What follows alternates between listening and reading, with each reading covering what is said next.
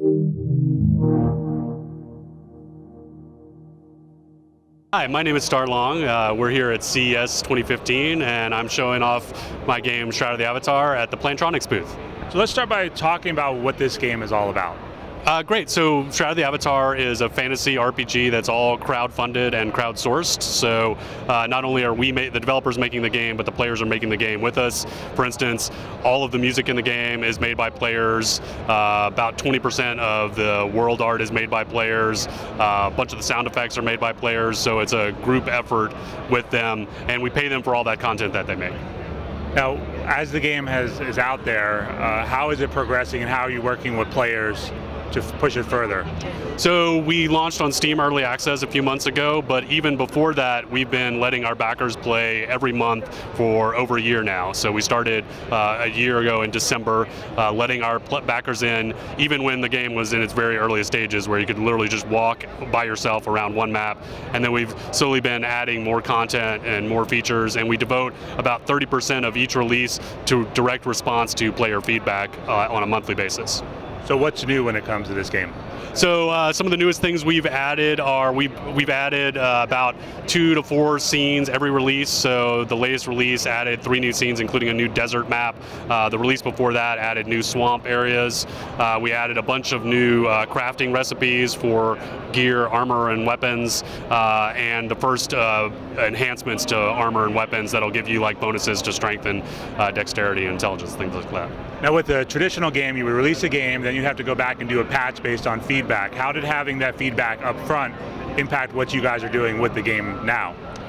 We actually think this iterative approach is going to make the game a lot better, and specifically it's going to make the game better for the players who are playing it right now, because they are the ones giving us that feedback. And the best example, I think, is that the very first release we didn't have jumping or swimming, just because jumping and swimming is an expensive feature, and we all hated it. But we're like, let's put it in front of the players, let's see if they're okay with it. And then the players got in and they're like, we hate it too. Like, I really want to be able to jump off this step, not have to walk down it. It doesn't make any sense, especially if you're building this sandbox immersive virtual world. And we agree with them.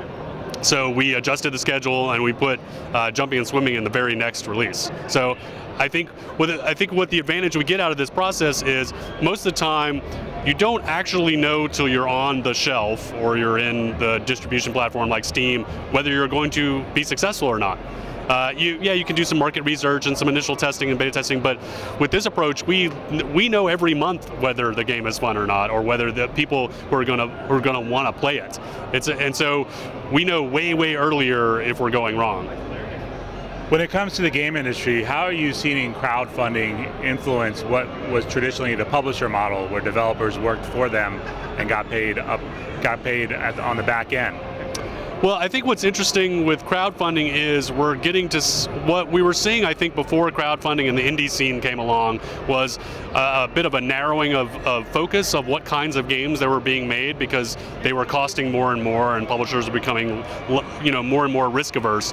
What I think what's amazing about crowdfunding and the indie scene in general is that we're seeing this explosion of new kinds of games and games that are looking for a niche audience, and that's okay.